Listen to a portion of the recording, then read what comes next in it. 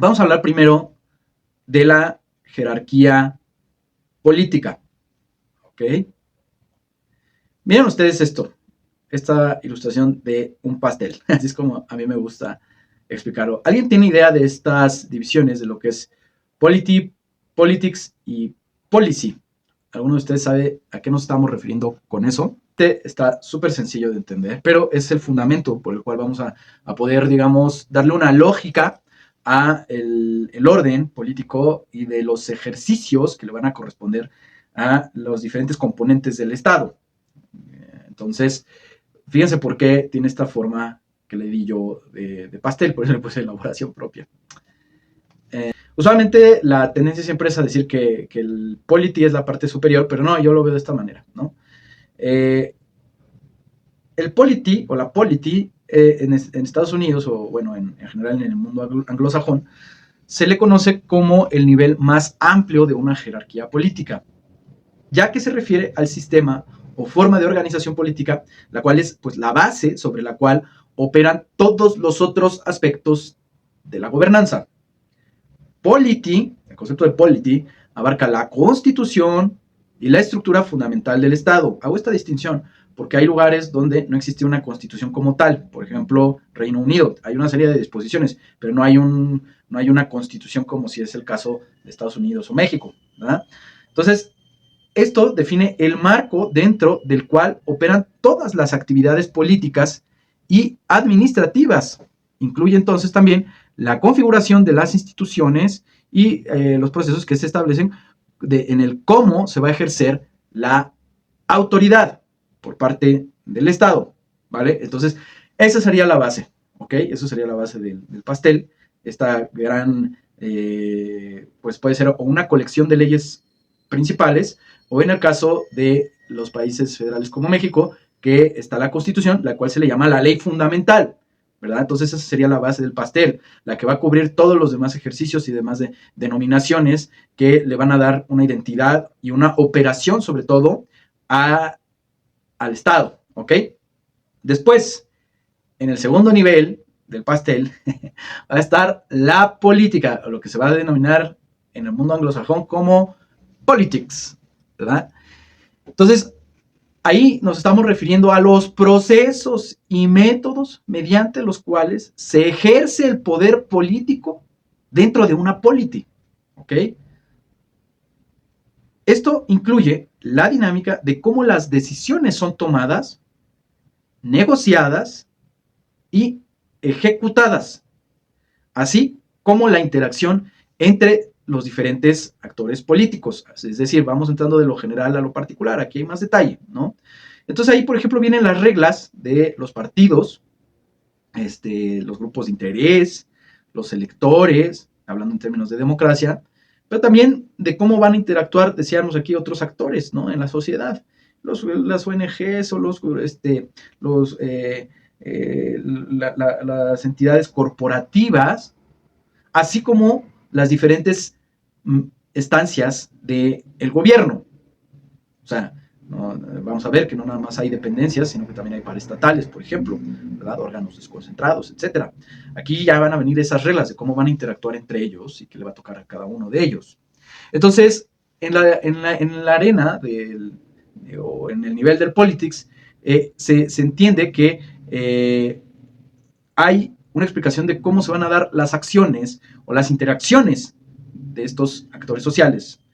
Y va a estar influenciado, obviamente, por cuestiones como el poder, los conflictos que también se van a dirimir entre ellos o se van a presentar, y cómo entonces también se pueden dar las posibilidades de cooperación.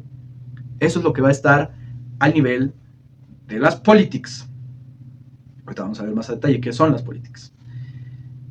Y después está el grado de policy, que es el nivel más específico, ¿no? Es la política pública y se refiere a las decisiones específicas. O sea, ya aquí el Estado puede decir una cosa en su polity, pero a la hora de ejecutar va a ser algo muy, muy específico de lo que va a llegar a estar frente al ciudadano, frente al poblador, ¿no?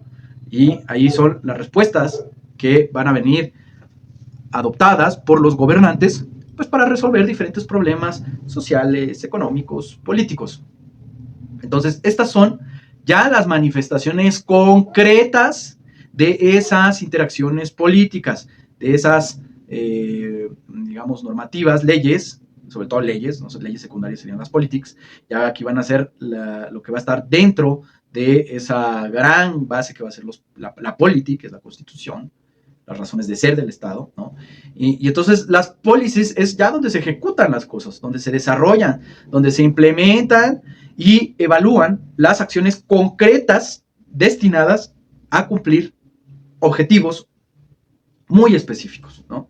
Esta distinción de lo que va a ser polity, politics y policy en las universidades anglosajonas es algo que se tiene muy distanciado y como que en el lenguaje se comprende bien esa diferencia. En el caso de nuestras culturas latinoamericanas, la realidad es que no hay como que tanto una separación que haga referencia al uso de la política como fuente, ¿no? Porque vamos a distinguirlo de manera diferente. Pero es necesario que ustedes entiendan este concepto por si llegan a ver en la literatura cuando se habla de polity en la administración pública. Vamos a ver muchos de estos textos que hablen de polity, de las politics y de las policies, ¿vale? Bueno, algunas referencias bibliográficas que van ustedes a encontrar sobre autores que hablen de esto, pues es la de David Easton con el sistema político, también Harold Laswell en diferentes partes de su gran y extensa obra va a hablar justamente de estas diferencias entre polity, politics y policy, ¿vale? Entonces, digamos que yo así lo veo, como una especie de pastel en donde lo más importante siempre va a ser la constitución o las leyes fundamentales de un Estado. Después van a venir lo que van a ser leyes secundarias, que van a ser esas politics. Y finalmente va a ser la política pública, la ejecución, los programas sociales, que van a ser esas policies, ¿vale? Ok, entonces vamos a hablar primero de, pues, qué es justamente el polity, la estructura política. A ver, para pronto, ¿no? En México, pues estamos hablando de que tenemos dos figuras de polity. La primera sería justamente la Constitución Política de los Estados Unidos Mexicanos, ¿no? Entonces, este documento es, como decíamos, es la ley fundamental o la ley suprema del país, y ahí se va a definir la estructura política, los principios fundamentales del Estado mexicano, estableciendo así el marco de la gobernanza y los límites del poder político. Decíamos hace rato en la reflexión en la que estábamos, en el caso de los Estados Unidos que tuvo que refrendarse la Constitución, una de las grandes partes de la obra de El Federalista, lo que nos decían era justamente eso, los límites del poder, ¿no? Los límites que van a tener los diferentes actores que van a componer ese Estado, para que el poder no pueda ejecutarse sin controles. Al contrario, tiene que haber controles para que todos puedan convivir y tener un escenario de justicia, ¿ok? Después, en el caso de México, después tenemos, porque tenemos este sistema federal, vamos a tener también las constituciones estatales, en donde cada estado tiene su propia constitución que va a definir la estructura de gobierno a nivel estatal y va a regular también las relaciones entre ese gobierno estatal y sus municipios, que es la base administrativa, organizativa en México, ¿no? Entonces, siempre de conformidad, esto es muy importante porque no siempre es así, pero esto es de conformidad con la Constitución Federal, que en nuestro caso, ya sabemos, la Constitución de 1917, ¿ok? Entonces, en el nivel del polity, recordemos, la base del pastel está en dos documentos, en el caso de México, la Constitución Política de los Estados Unidos Mexicanos y la Constitución Estatal. Esa es nuestra base del pastel, esa es la polity, o las dos polities que tenemos, ¿ok? Muy importante aquí hacer una reflexión sobre qué es una constitución. Entonces tenemos este alemán, es Carl Schmitt, y nos dice que pues la constitución enfatiza, que Carl Schmitt enfatiza esta distinción entre una constitución como la estructura fundamental de un Estado y después las leyes constitucionales, que son normas específicas que pueden ser modificadas sin cambiar la estructura fundamental. Vamos a ver, esto es interesante, pues vamos a ver después por qué viene esta distinción. A ver, este señor Schmitt hizo un texto que se llama Teoría de la Constitución de 1928, y ahí expone que una constitución es genuinamente la decisión política total de un pueblo sobre su forma de gobierno y modo de existencia política. Entonces, según Schmitt, la Constitución refleja la unidad política de un Estado y se orienta hacia la determinación de quién tiene el poder de tomar decisiones en situaciones de excepción. Ya habíamos esto reflexionado, esto del estado de excepción, si ustedes se acuerdan, porque ya lo habíamos visto con Robert Dahl. Robert Dahl lo que está haciendo es digamos, recuperar esta idea de Carl Schmitt, ¿no? De que una de las atribuciones es justamente que la Constitución literalmente va a decir en qué casos pueden existir excepciones en el comportamiento del Estado, ¿ok? Muy importante. Entonces, lo más importante de recordar de Carl Schmitt es que una Constitución es el reflejo de los factores reales de poder, ¿ok? Luego viene otra reflexión que es un poco más antigua, que es la de Ferdinand Lassalle. Entonces, este autor francófono, pero que en realidad es de origen suizo, nos dice que igual también es la misma idea de que son los reflejos, es un reflejo de los factores reales del poder, es la misma idea, pero fíjense aquí, dice, las constituciones no son meramente documentos jurídicos o colecciones de leyes, sino que deben ser entendidas como esos reflejos, factores reales del poder dentro de la sociedad. Por eso los pusimos juntos, porque es la misma idea. Entonces, Lassalle decía que una constitución real, efectivamente, en vigor, es aquella que representa y está sostenida por las fuerzas sociales y económicas dominantes en ese momento. Y argumenta que sin el apoyo de estos factores de poder, cualquier constitución escrita sería ineficaz e incapaz de influir realmente en la estructura política y legal de un país.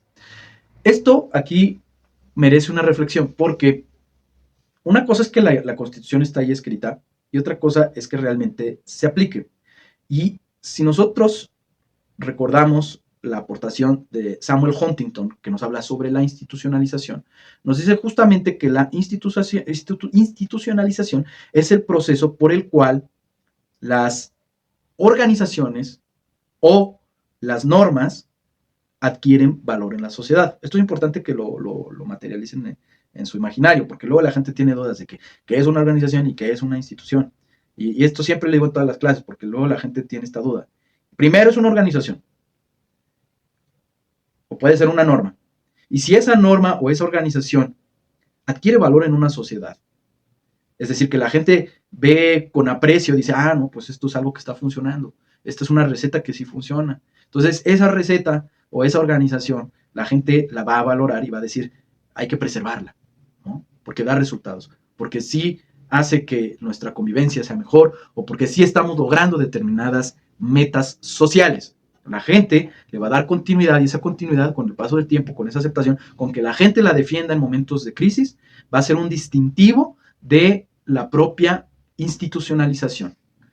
Puede haber organizaciones que nunca lleguen a ser instituciones, ¿eh? Fíjense lo que estamos diciendo, por eso es importante.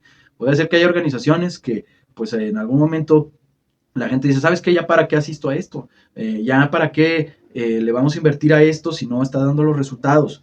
¿Para qué vamos a defender por ejemplo, a las policías o a la Cámara de Diputados si no da resultados? Ahí hay procesos justamente de desinstitucionalización. Y lo mismo pasa con los documentos. Lo mismo va a pasar con una constitución.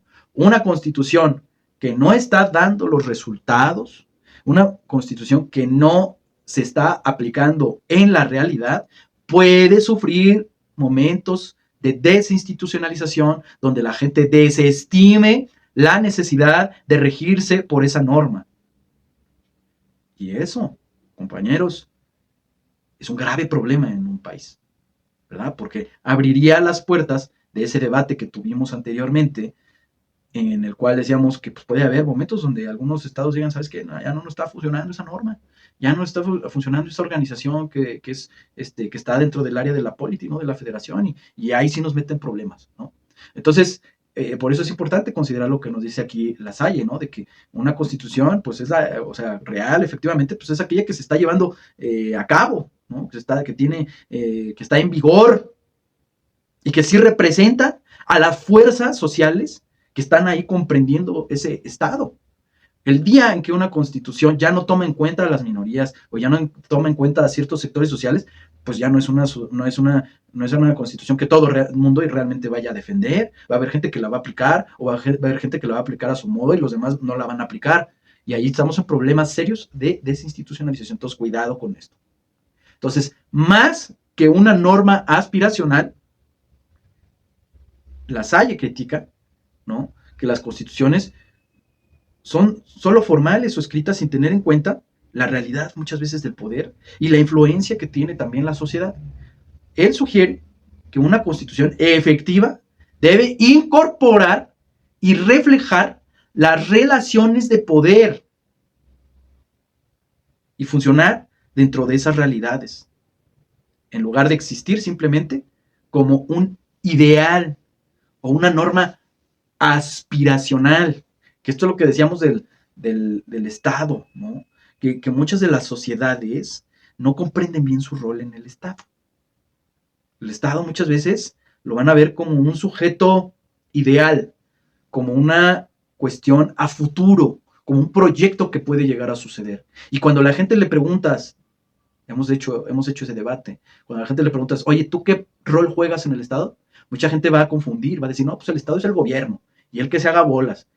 Y en lugares o en sociedades donde las cosas funcionan estructuralmente bien, la sociedad entiende que cuando le preguntan qué rol juegan dentro del Estado, van a decir, yo soy parte del Estado. No es una cosa etérea el Estado. Yo soy parte de ese Estado porque, decíamos, cómo se fundamenta, según Jelinek, ¿no?, población, territorio y gobierno, pues la sociedad va a decir, pues soy parte de ese Estado. O sea, aquí viene una confusión, porque no, la Constitución no es una norma aspiracional, o al menos no debería serlo, debería ser algo que se ejecute en la realidad. Eso es a lo que se le considera realmente una Constitución. Una Constitución que no está siendo aplicada, pues bueno, hay que preguntarse justamente si eso puede llamarse una Constitución, o solamente es un pedazo de papel que está ahí escrito, bueno, ya ahora en nuestros términos es un archivo, ¿no?, de PDF, que está ahí escrito, pero nadie lo va a ejecutar. Mucho cuidado con eso, ¿vale? La reflexión que nos hace aquí Ferdinand Lasalle. A ver, entonces, ya en el caso de los estados, aquí en el caso de México, pues una constitución estatal va a ser la norma jurídica fundamental de lo que vamos a conocer como un Estado libre y soberano dentro de la Federación Mexicana. Entonces, esta Constitución establece la estructura y organización del Estado, ¿sí?, los derechos y obligaciones de los ciudadanos y cómo se ejerce el poder público a nivel estatal. Cada Estado en México tiene la potestad de formular su propia Constitución, la cual, como decíamos, debe alinearse con la Constitución Política de los Estados Unidos Mexicanos, pues para garantizar que haya una coherencia y cohesión en el marco jurídico del país.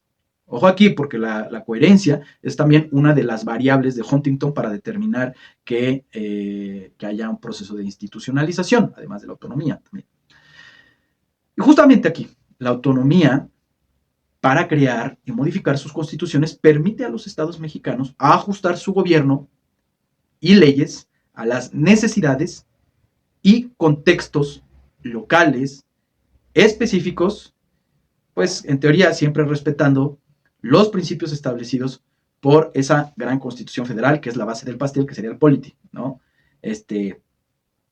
Entonces, esta flexibilidad, pues también va a ser muy importante para poder manejar la diversidad. Imagínense ustedes que en un lugar como México pues no existiera esa flexibilidad, tomando en cuenta las circunstancias que van a suceder en un país que es tan grande y variado como lo es México, ¿no? Fíjense ahí, les pongo la ilustración de la Constitución de San Luis Potosí, que fue la primera de 1826. Esta fue la primera Constitución estatal que ven ahí, ¿no? Entonces, en el caso de México, decíamos que se funda, ¿no?, a partir de 1824, este Estado federal, y entonces van a generarse poco a poco, cada uno de los estados se van a empezar a hacer sus propias constituciones. Por eso se acuerdan que estábamos haciendo esta reflexión un poco de qué fue primero el huevo o la gallina, de que en el caso de México sí existe una polémica, porque no es la forma natural en el cómo surgen las federaciones. Incluso, si ustedes recuerdan, cuando estábamos hablando de la Confederación Helvética, es decir, de Suiza, pues decíamos que los suizos fue al revés históricamente, ¿no? Primero tenían sus localidades y ellos decían, pues a ver, de alguna manera tenemos que coordinarnos, sobre todo, para que militarmente no nos vayan a invadir y vayan a arruinar nuestra autonomía. Entonces dijeron, pues vamos a hacer justamente esa confederación en la que nos vamos a poner de acuerdo, porque nosotros ya somos territorios independientes, libres y soberanos. En el caso de México no fue así. Por eso a mí me interesaba revisar justamente, me costó trabajo porque luego los datos son inexactos históricamente hablando, pero me interesaba saber justamente si es que existía algún estado que haya levantado la mano primero para decir yo me constituyo primero como un estado y hago mi propia constitución y que se hubiera adelantado a la propia fundación de la constitución política de los Estados Unidos mexicanos, y no es así. Entonces, por eso decía Tena Ramírez que era una imitación extralógica, porque pues primero se hizo la federación y después entonces como resultado de la federación se crean los estados. Debo de ser aquí prudente con lo que estoy diciendo, porque los estados hicieron declaraciones, digamos los gobernadores que estaban, hicieron declaraciones públicas de que ellos ya se constituían como un estado, pero no habían hecho sus constituciones.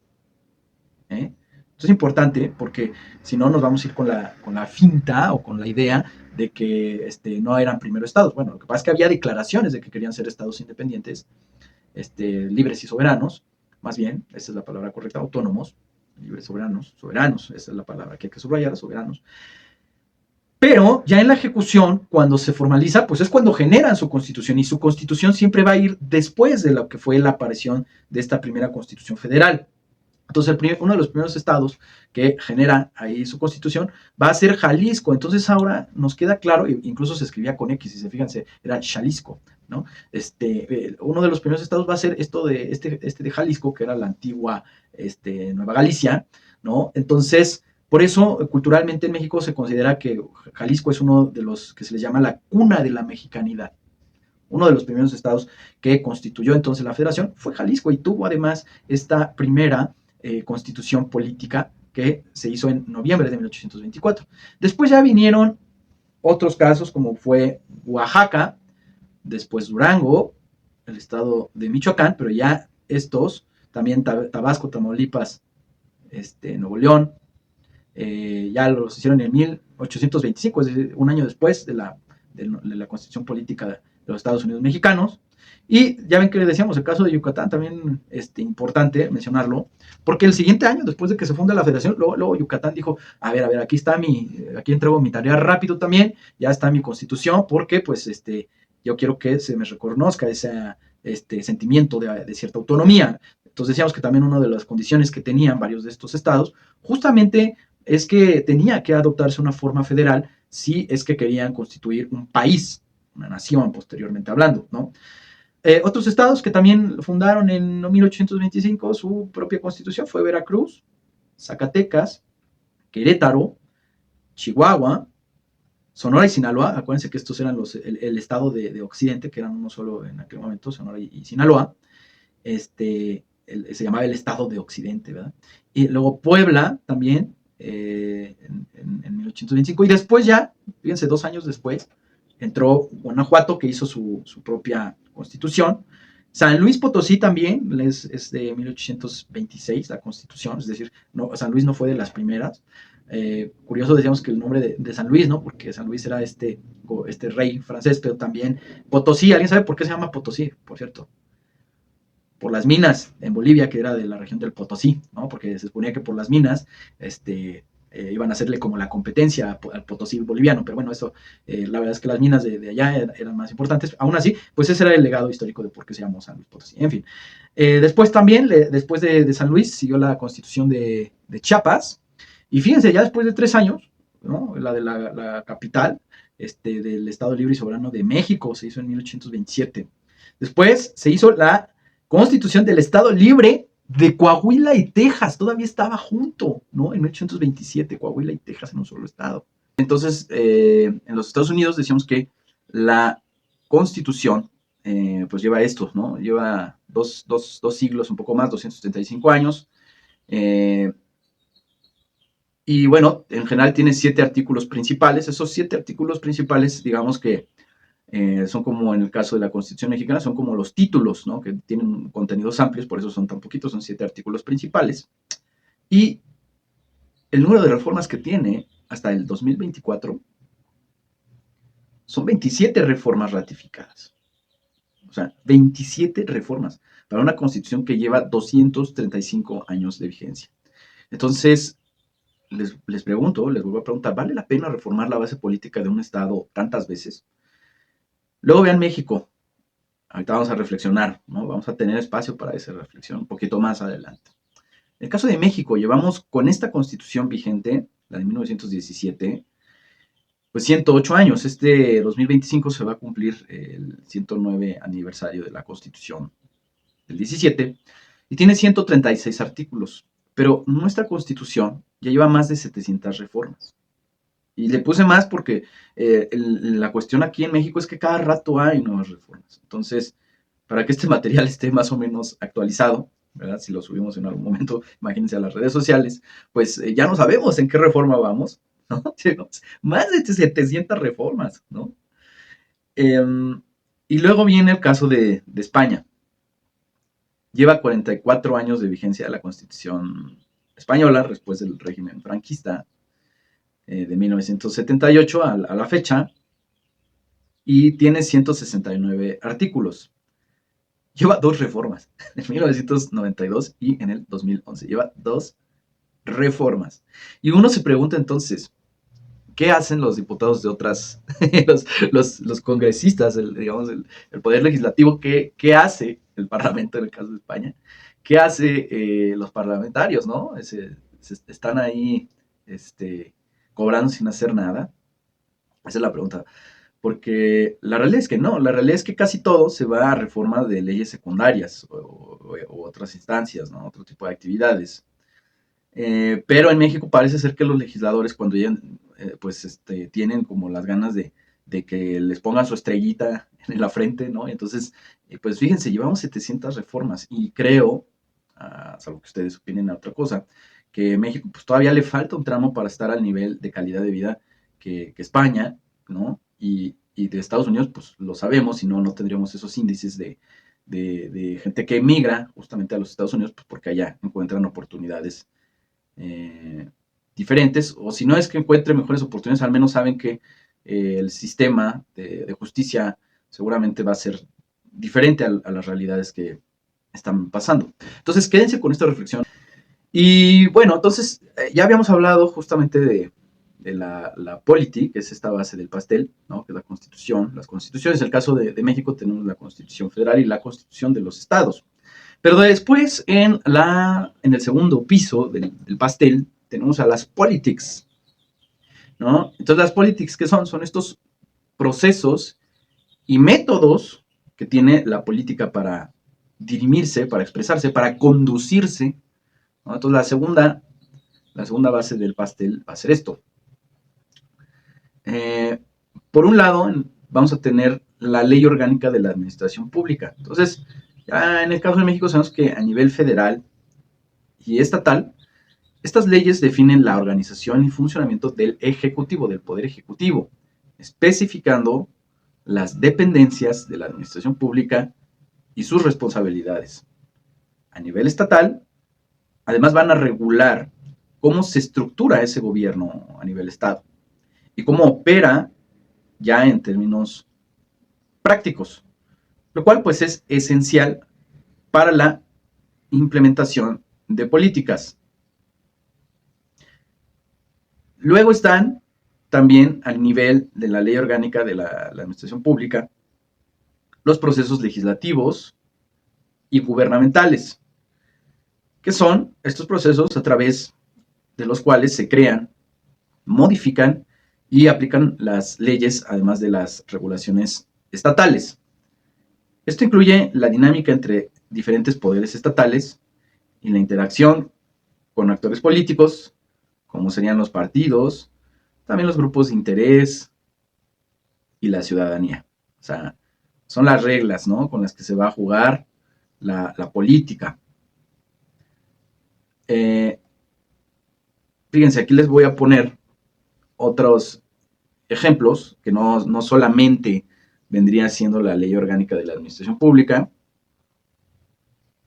ni los procesos legislativos, sino otras leyes estatales que justamente hablan de ese nivel de los procesos y de métodos de la propia política. Entonces, al nivel del politics, de este segundo piso del pastel, las leyes pues, van a ser esenciales para ir definiendo los pasos a través de los cuales se va a gobernar, de los cuales se van a tomar decisiones, y de cómo el Estado, a través del gobierno, va a ejercer pues ese poder político, esa autoridad, ¿no? Entonces, aquí les puse unos ejemplos. En los diferentes estados no puse una ley específica porque se van llamando de diferentes maneras, pero sabemos que existen, por ejemplo, las leyes electorales, ¿no? ¿Qué es lo que va a hacer una ley electoral?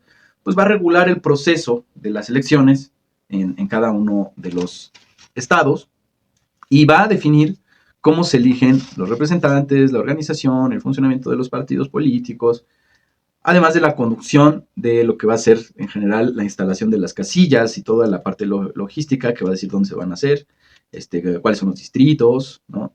Y bueno, son muy importantes para poder garantizar, obviamente, el principio de la democracia, la participación ciudadana en estos procesos políticos. Luego, por ejemplo, hay otra ley, ¿no? Y esta viene mencionada justamente en la propia Constitución del Estado, o a veces no están mencionadas. Algo curioso es esto, que depende, uno tiene que estar leyendo la Constitución del Estado, porque no son homogéneas, obviamente, por esta cuestión de que son soberanos los estados y pues, tienen su libre autodeterminación en cuanto al diseño de sus constituciones, pero siempre cuando vamos viendo o vamos teniendo esta lectura, las constituciones dicen, bueno, y entonces esto se habla de que los funcionarios pues van a ser los responsables. Me parece que casi en todas dice el primer responsable de la administración pública pues es el señor gobernador, ¿no? Y los titulares de las dependencias de los estados, más o menos así dicen.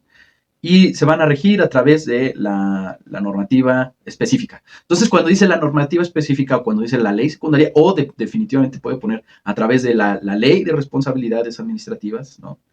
Entonces se está mandándolos a esta otra ley secundaria, en la cual van a venir las bases de la función pública, los principios de la ética que deben seguir estos servidores públicos. También van a contemplar las sanciones, ¿no?, en el caso de que se incumpla.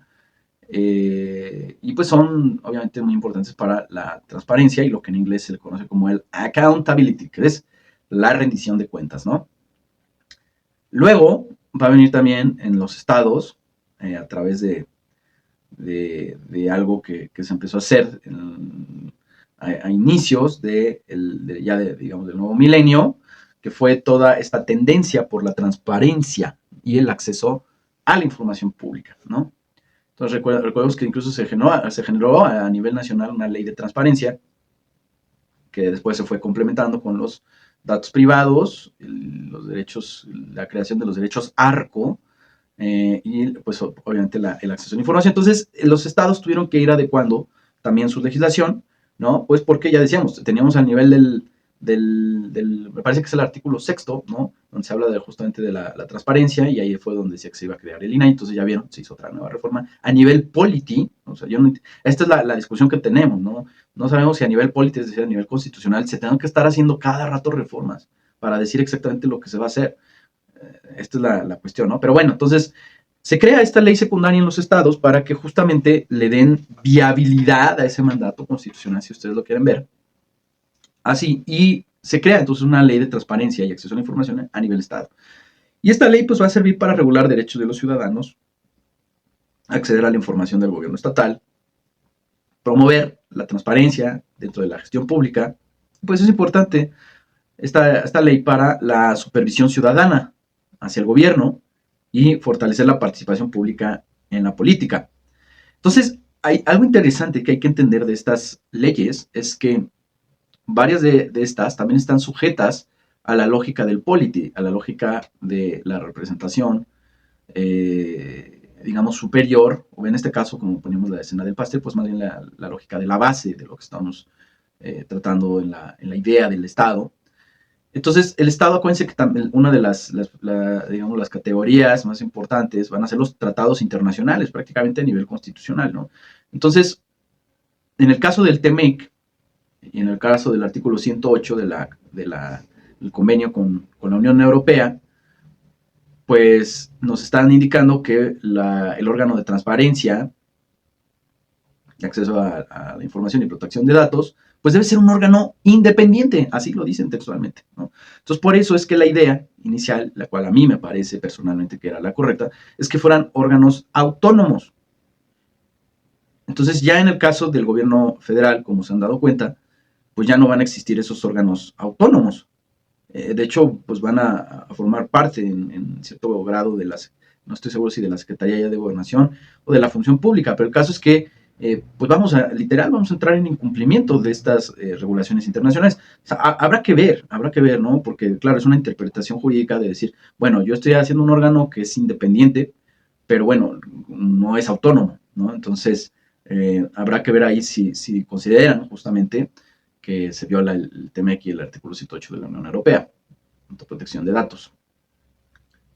Pero bueno, entonces habrá que revisar, porque probablemente vayan a tener que hacer una excepción o una apéndice de algún pequeño organismo, me imagino que otra vez autónomo, ¿no? Entonces, ha habido cosas que honestamente me parece de las últimas legislaciones que todo el mundo, los que estudiamos la administración pública, sabemos que al final del día van a tener que regresar a esos modelos, pero de momento, como no ha habido una forma crítica también por parte de la mayoría de los congresistas, pues se han aprobado cosas que van a terminar regresando a como estaban configuradas antes. Y eso, pues, obviamente va a implicar un gasto. Luego está, por ejemplo, las leyes de fiscalización y rendición de cuentas. Estas leyes, les digo, las puse así genéricas porque luego se van llamando de otra manera. Las leyes de fiscalización en algunos lugares también se pueden conocer de otra forma, ¿no? Entonces, estos son los mecanismos por los cuales los entes gubernamentales van a reportar sobre su gestión financiera y operativa, asegurando que los recursos públicos se utilicen de manera adecuada y eficaz. También las leyes de seguridad pública. Esas leyes van a definir las políticas en cuanto a materia de seguridad o prevención en el Estado. Van a establecer también las responsabilidades de las fuerzas policiales estatales y los procedimientos para mantener el orden público, así como proteger a los ciudadanos. Entonces, estas leyes también son cruciales y todas las que estamos viendo tienen que ir bajo la lógica de actuación de coordinación con el gobierno federal. Y el último ejemplo que les puse es la Ley de Planeación de Desarrollo Estatal. Ahí van ustedes a encontrar los marcos para la planificación estratégica del desarrollo estatal. Y eso va a incluir la elaboración de planes y programas que guíen el crecimiento económico, social, ambiental o alguna otra tarea específica del Estado. ¿Ok? Entonces, como ustedes están visualizando estas politics, estas leyes secundarias, pues justamente van a ir abonando al entramado de que, por un lado, la base del pastel, la polity, pues nos va a dar esas reglas esenciales, nos va a decir, a partir de aquí van a construir lo que va a ser el entramado de la administración pública, que va a ser la ejecución de la política, ¿no? Y entonces ahí van a venir justamente las recetas de los pasos que se tienen que seguir para la consecución de los objetivos sociales, políticos, y la metodología en muchos casos. Primero pasa por aquí, después pasa por allá, y en teoría tenemos este resultado social, ¿no? Cada uno pues va a tener una definición de un objeto social, ¿ok? Y finalmente, por acá, vamos a tener la última pieza del pastel, que sería la ejecución. Policy también es conocido y en el mundo castellano, en el mundo latinoamericano, perdón, como las políticas públicas. En el mundo de habla hispana se le conocemos a las policies como las políticas públicas. Yo tenía un profesor en la UNAM que se llamaba Ramiro Carrillo Landeros, y que siempre decía, es que esto es un pleonasmo, porque pues, ¿qué es eso de políticas públicas? Decía, pues, la política es pública, ¿no? Entonces es innecesario ponerle políticas públicas. Pero la verdad es que yo estoy de acuerdo en que tengamos esa distinción, porque le podemos poner una distinción. A lo mejor sería política aplicada, si ustedes lo quieren ver así, o política ejecutiva. Pero bueno, al final de cuentas es la idea, ¿no? Es ya la ejecución de esta normativa, ¿no? Entonces, al final la expresión, ya el brazo ejecutor, que va a ser la administración pública, pues va a estar representado a través de un mecanismo, ¿no? Entonces, como lo ven, sirve mucho esta analogía del pastel para entender que primero está la Constitución, después están estos métodos o estos procedimientos, estos procesos, estas reglas ya más específicas, y finalmente pues va a estar la ejecución, que va a ser más un pedazo de pastel más pequeño, que va a atender a un ciudadano. Incluso si ustedes quieren ver al pastel con los muñequitos de la boda, ¿no? O con un niñito que está jugando fútbol, pues va a ser el ciudadano, va a ser el poblador, ¿no? A quien lo va a beneficiar, y pues en la cima del pastel está enfocado a quien se va a ir a dirigir una política social, ¿no? Una ejecución de una política, ¿vale? A un individuo, a un sector, a una parte de la sociedad muy específica, ¿no? No todos los programas de gobierno van a beneficiar a toda la gente. Y por lo general, esto es también algo que vale la pena reflexionar, es que cuando la política se enfoca en un sector social, pues obviamente le está dando un pedazo de recurso a una persona y probablemente no se le está dando a otra, ¿verdad? Es algo que hay que entender, porque no se crea que para todos va a haber ejecución de políticas públicas. La realidad es que no. Como decíamos, en el caso de los Estados Unidos, pues hay muchas causas sociales que no están siendo atendidas por el Estado, pero no quiere decir que la sociedad no le dé un curso. Por eso es que en Estados Unidos se tiene contemplado hasta el momento que hay más de 10,000 ONGs que van justamente a suplir la función muchas veces del gobierno, fíjense, del gobierno, no del Estado. ¿Por qué? Pues porque hay sectores de la sociedad que se pueden organizar para darle salida rápida a dolores sociales sin la necesidad de esperar a que el gobierno llegue a atender el problema. Pero en el caso del gobierno, decíamos, sí hay esa responsabilidad de que a sectores muy amplios se les den soluciones. Y ahí es justamente donde va a venir esta ejecución. Entonces, una de estas policies van a ser, por ejemplo, los programas de gobierno, que van a ser directrices ya específicas que van a ser diseñadas justamente para implementar esas políticas públicas en áreas como diferentes tareas: la educación, la salud, la seguridad, el desarrollo económico. Entonces, estos programas son las aplicaciones prácticas de las directrices establecidas por las leyes y regulaciones. Y es ahí donde se puede observar que el Estado, digámoslo así, va a tener un impacto con esas decisiones políticas a nivel, decíamos, de las politics, ¿no? Recuerden ahí que, por ejemplo, el poder legislativo pues va a estar dirimiendo, los partidos van a estar ahí dirimiendo, pues van a estar negociando, para ser más preciso con la palabra, de por dónde de dónde debe enfocarse la acción pública y a dónde se le deben destinar recursos y a dónde no, para que finalmente tengan un impacto en la vida cotidiana de los ciudadanos, ¿ok? Y también a nivel de estos programas de gobierno, vamos a tener los reglamentos y las normativas estatales. Como ustedes podrán apreciar en sus respectivos estados o en los estados donde hayan convivido, no solamente están estos programas ya específicos del gobierno, sino que también va a haber reglamentos, ¿no?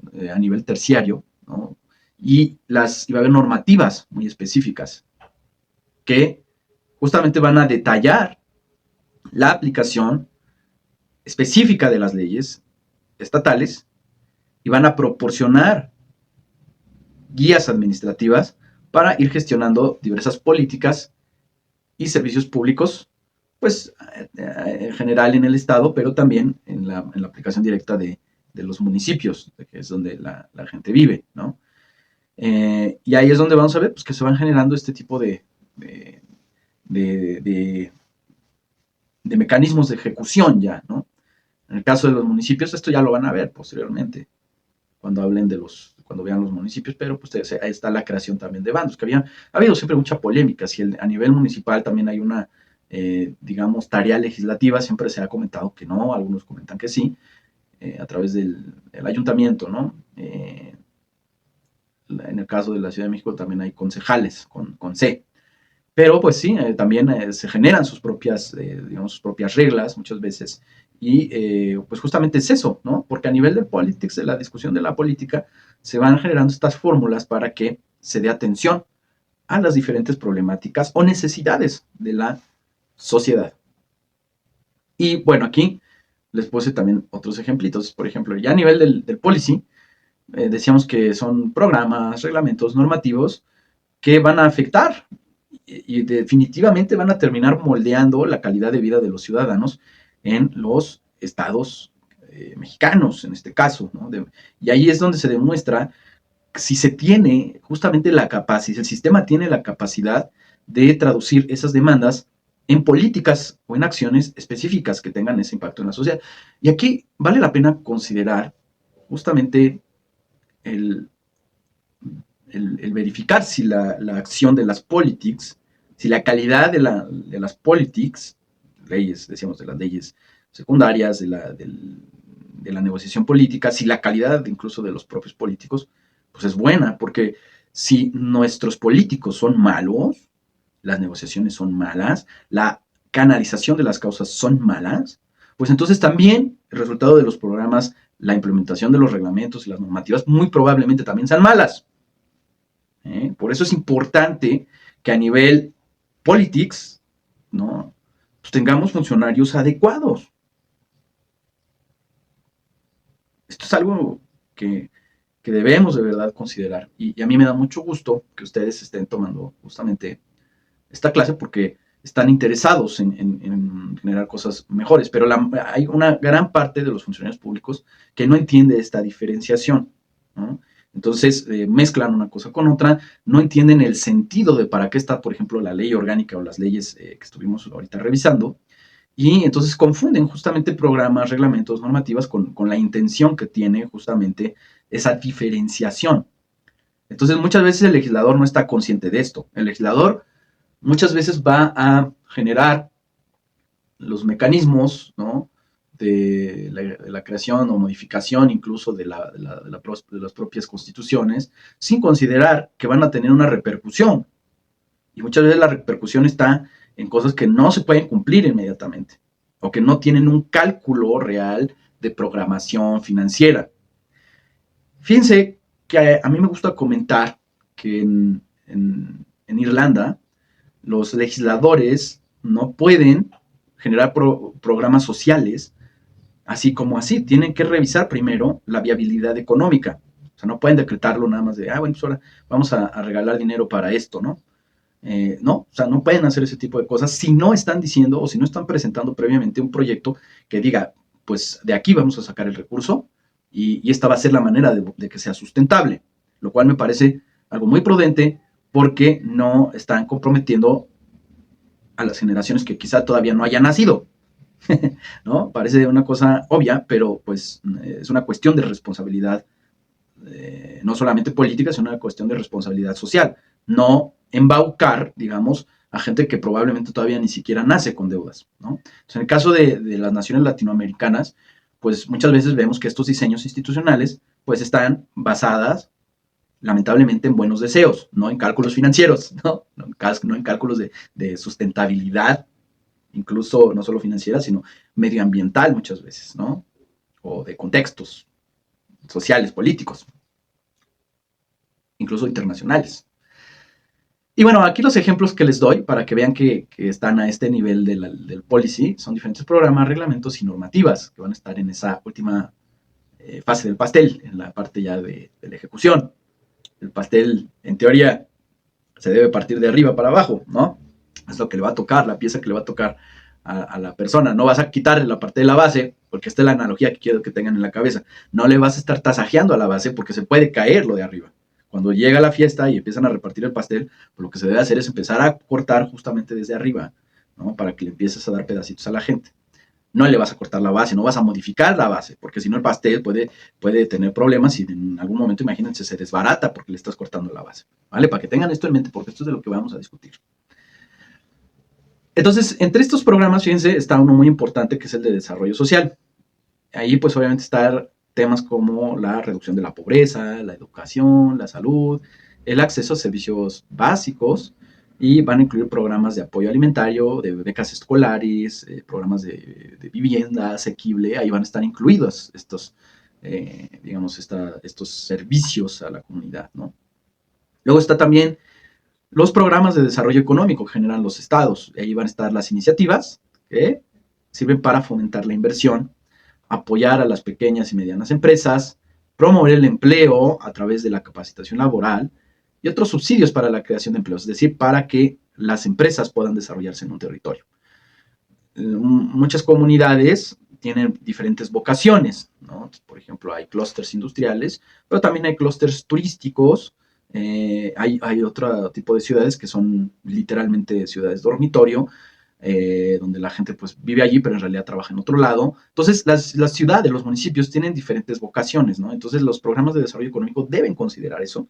Y justamente ahí yo encuentro una beta, que es una de mis líneas de investigación, que es el marketing gubernamental, y para mí esta parte es muy importante en la administración pública, porque si no se define un programa de desarrollo económico realista para el Estado, para la entidad, pues es muy poco probable que las causas se vayan a enfocar de manera estratégica a la consecución de esos logros, esas metas sociales. Entonces, cuando no hay un programa de marketing gubernamental, yo lo que digo es que hay una dispersión de los propios esfuerzos. Es decir, no tienes claro hacia dónde le vas a dar esa vocación y pues terminas teniendo mucha gente desempleada, mucha gente que incluso está estudiando cosas de las cuales no va a haber oportunidades laborales. Y eso crea decepción en la gente, un malestar en la propia población, crea incentivos para que la gente se termine yendo de un estado, ¿no? Y tenemos muchos estados que han tenido este tipo de problemas. Si ustedes lo ven históricamente, ¿no? En Estados Unidos pues, hay comunidades muy grandes, por ejemplo, de zacatecanos, de michoacanos, lamentablemente, de poblanos, ¿no? Que ha habido mucha gente que se va concentrando ahí porque en sus estados no hay esas oportunidades laborales. ¿Por qué? Pues aquí está la razón. Porque los planes, ¿no? A nivel ya de la ejecución de la política pública, pues luego no están bien diseñados. No se invierte en lo que se le tiene que invertir, no se incentiva para que la gente se quede y cree sus propias empresas allí. Esa es la realidad. Muchas veces la gente, cuando estudia ciencias sociales, ve la óptica, obviamente, que tenemos desde que queremos trabajar en la administración pública. Pero la realidad es que pues, el 90% de la actividad de los empleos no está allí, está en el sector privado, ¿no? Entonces, es muy importante tener la conciencia de que la obligación que tenemos los servidores públicos está en que la gente pueda desarrollarse sin necesidad, ¿verdad? Sin necesidad de programas sociales, sino que estos solamente sean para ciertos sectores, no para el grueso de la población. Muy importante entender eso, ¿no? Luego, están también los reglamentos de salud pública, que van a ser estas normativas, ya que van a regular los servicios de salud en un estado. Obviamente aquí, en el caso de México, como es un país federal, debe estar alineado, ¿no? También con la política pública a nivel nacional, y pues va a incluir la gestión ya de los hospitales, las campañas de vacunación, las medidas de control sanitario, y bueno, en algunos estados el servicio de salud público estatal pues es mejor que incluso en el federal, ¿no? Entonces, recuerden que ha habido un proceso justamente es un proceso nuevo del año pasado, para la nacionalización del sector salud público. Entonces, muchos estados no quisieron firmar este convenio, que es lo que se le conoce como el INSABI, ¿no? Porque decían, pues, no queremos que el federal, bueno, el nivel federal le vaya a meter mano a nuestro sistema de salud pública, ¿no? Lo cual es bastante válido. De hecho, eso es a lo que deberíamos aspirar, a que los estados tuvieran mejores institutos de salud sin importar la calidad que se tenga a nivel federal. Porque eso hablaría de que hay competitividad en ese ramo, ¿no? a nivel estados. Luego están los reglamentos ambientales, que son estas normativas que van a establecer parámetros para la protección del medio ambiente, gestión de residuos, control de la contaminación, conservación de recursos naturales. Aquí esto es importante considerar, ¿no? Cada estado tiene diferentes realidades, no son los mismos requerimientos que va a tener Veracruz, que tiene puertos, ¿no? Que tiene salida al mar, que un estado, por ejemplo, pequeñito e interior, que además es prácticamente vecino, que sería Tlaxcala, ¿no? Que no tiene salidas al mar, su vocación es distinta, entonces los requerimientos ambientales son diferentes, o en el caso de Quintana Roo, han visto, por ejemplo, que en Quintana Roo pues tienen esta situación de que se les daña el coral, ¿no? De las partes que están cercanas entre el océano y y ya lo que va a ser el territorio continental, ¿no? Entonces, los reglamentos ambientales son muy específicos, como todo lo que tiene que ser la política pública. Programas de seguridad pública. Bueno, en el caso de México, aquí hay grandes controversias, porque en teoría, digo, al menos así está diseñada la normativa, pues los estados, incluso los municipios, podrían generar sus propias policías.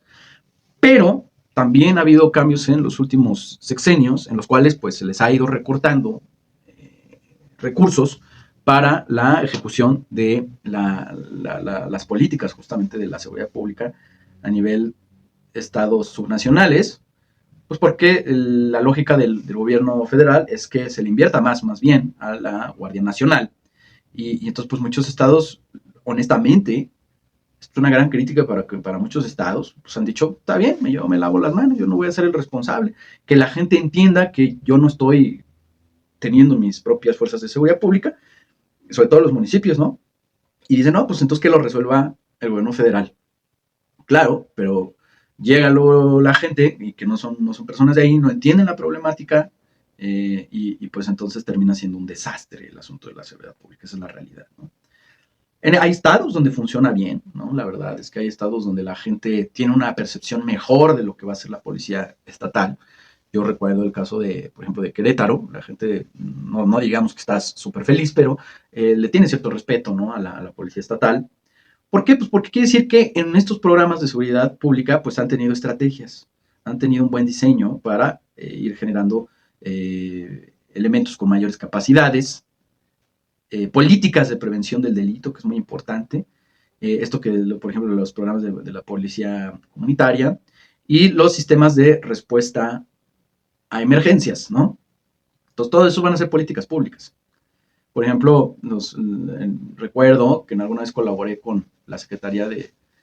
Ay, ahora ya no recuerdo porque les van cambiando las siglas a todas las dependencias, pero creo que se llama Secretaría de Seguridad Ciudadana en el Estado de México, y que ahí lo que estuve yo colaborando con ellos a través de otra universidad fue que estaban haciendo jornadas de prevención de delitos para fomentar justamente la cultura una cultura cívica de pues mostrarle a los niños, ¿no? Justamente en las escuelas iban jornadas de policías que les iban a hablar pues de lo difícil que era su labor y que pues bueno, que tenía mérito, ¿no? También como para posicionar a la policía desde pequeña edad, desde temprana edad, a identificarlos como gente, pues como gente normal, como gente que también tiene un trabajo y explicarles justamente cuál era su trabajo y decirles las consecuencias a los niños de portarse mal, ¿no? De hacer cosas malas para la sociedad, ¿no? Entonces, estos ejercicios obviamente son parte de una estrategia de prevención del delito, ¿no?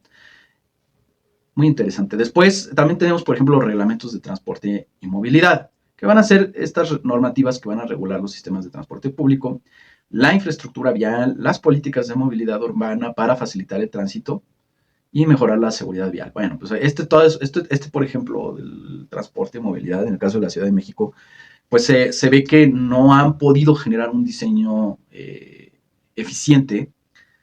Y en el caso de la Ciudad de México, como es un lugar donde hay recursos, no importa luego tanto la eficiencia, sino que sea efectivo, es decir, que resuelvan el problema. Y la realidad es que no ha tenido tanto éxito, ¿no? Entonces, también, ¿no? Esto pasa mucho en las ciudades grandes, ¿no? También en el caso de Monterrey, ¿no? Guadalajara, no sé si también en la capital de San Luis, ¿no? En San Luis Potosí. Pero pues luego se nota que se necesitan implementar diferentes estrategias para que la gente pueda moverse de un lugar al otro dentro de su propia ciudad, ¿ok? Luego vienen las normativas, o sea, ya habíamos hablado de programas, estamos hablando de reglamentos, pero también hay normativas, ¿no? Entre las más importantes que podemos ubicar en los estados está la de planeación urbana y desarrollo territorial. Ahí van a estar las directrices para el uso del suelo, la expansión urbana y la planificación de estructuras como van a ser parques, escuelas y hospitales. Entonces, me da un poco ahí de risa porque algo que siempre he comparado, ¿no? De cuando tuve la oportunidad de vivir en Europa, que fueron prácticamente 8 años, estuve 6 años en España y 2 en Inglaterra, y yo siempre recordaba algo muy curioso que era, pues las ciudades están claramente delimitadas, ¿no? Y uno podría llegar y decir, bueno, esta es la última casa y aquí se acabó el pueblo, ¿no? Esto lo recuerdo de cuando vivía en Santiago de Compostela o en la ciudad de Lancaster City, en el norte de Inglaterra, que fue donde estuve estudiando, que pues uno llegaba y decía, bueno, pues aquí ya se acabó la ciudad, ¿no? Y entonces era imposible ver que de repente hubiera un asentamiento urbano irregular, que hubiera una casa ahí de láminas. Era imposible ver eso, ¿no? O en el caso, me acuerdo también de Polonia, que un día me llamó la atención y vi una casa en obra negra, porque casi no veía yo construcciones, ¿no? No veíamos estas construcciones de tabique con sus laminitas temporales, no veía, y justamente yo le pregunté a una persona de ahí, le dije, oye, me llamó la atención que hasta ahorita estoy viendo una casa que se está construyendo, porque prácticamente no veo casas en construcción, o que estén como sin terminar. Y esa persona me dijo, es que hay una normativa, justamente de esto estamos hablando, me dijo, hay una normativa de aquí del, no sé cómo se llame, allá los nombres son impronunciables en Polonia, pero sería como del ayuntamiento de la ciudad donde estaba, que se llama Gdansk, era la ciudad de Gdansk, y lo que se conoció en la Segunda Guerra Mundial como el Danzig, ¿no? Que fue donde invadieron los alemanes y de ahí explotó el conflicto, ¿no? Pero bueno, estaba en esa ciudad y decía, pues aquí el ayuntamiento de Gdansk dice muy claramente que si tú vas a hacer una casa, tienes que llevar los planos ante las autoridades del ayuntamiento y tienes que poner un presupuesto de cuánto te va a costar y cuál es tu proyecto, en qué fecha realistamente estás pensando que se va a terminar. Entonces no hay casas inconclusas, porque si no la autoridad te multa. No sé si es por una cuestión estética, no lo sé. Si es por una condición de vida, no lo sé. Podría llegar a generar esto un debate pues bueno, déjalo que vaya construyéndolo poco a poco. No lo sé, pero el caso es que ahí funciona así. Entonces, por eso las ciudades europeas, la mayoría, no van a tener obras en construcción. Porque tienes que reportar esto ante el ayuntamiento de que cuando vas a hacer una casa, vas a decir cuándo la vas a terminar. Y vas a tener que demostrar que tienes los medios para hacerla. Por eso es que casi toda la gente vive en departamentos en las ciudades grandes. No, si ustedes si han tenido alguna vez la oportunidad de viajar, se darán cuenta que en Europa es así. La gente en la mayoría de los lugares urbanos no viven en casas, salvo que sean poblados pequeños o sean ciudades más pequeñas. Pero en las grandes urbes en Europa no hay casas, hay casi puros departamentos porque es muy complicado justamente el darle cumplimiento a la normativa a nivel municipal. Esto es muy interesante, ¿no? Entonces, en el caso de México, yo creo que no tenemos ese tipo de normativas por cuestiones del contexto social, económico que tenemos o que padecemos, ¿no? En el cual, pues, es difícil. Pero aún así, en el caso de la Ciudad de México, sí me consta que tienes que tener el reporte, al menos, de terminación de obra. Y si no, puedes llegar a ser acreedor a una multa. Lo sé porque a mí, en el caso de una construcción que estaba haciendo mamá, le cayó una multa por un vecino que se quejó y sí le cayó su multa a nivel municipal, ¿no? Bueno, no digamos es el nivel municipal, pero aquí se llaman alcaldías, ¿no? Entonces la alcaldía le puso un citatorio y le dijo que pues no había presentado la declaración de terminación de obra. Entonces, ustedes saben, en todas las dependencias va a haber también este tipo de normativas, ¿no? Pero así como esta, hay otras, ¿no? Aquí les puse otro ejemplo, que es los programas perdón, no la puse ahí, pero estoy pensando en que a nivel federal también hay normativas. Estas son cuestiones a nivel estatal, pero yo me acuerdo que hay una serie de NOMS, ¿no? Las normativas. Entonces, por ejemplo, a nivel empresas, a nivel organizaciones, existe en diferentes normas, ¿no? Que hay normativas incluso hasta para que haya el inmobiliario adecuado en las oficinas, la norma de riesgos psicosociales, ¿no? Que para que la gente no salga traumada o en exceso cansada de un lugar de trabajo, pues hay una serie de que también, por ejemplo, que no les estén haciendo bullying. Hay una serie de normativas que van a estar ahí presentes en el Estado, ¿no? Decíamos, estas que decía yo eran a nivel estatal, pero pues aplican, ¿verdad? También en todos lados. Entonces, es importante que entiendan esto, ¿no? La diferencia entre politics y policy. Entonces ya ahora sí ya tenemos bien estructurado allí, ¿no? Cómo va a funcionar el pastel. Con esta parte vamos a dar, digamos, concluida esa diferenciación, pero quiero que la tengan muy en mente porque de esto vamos a estar hablando constantemente, ¿ok?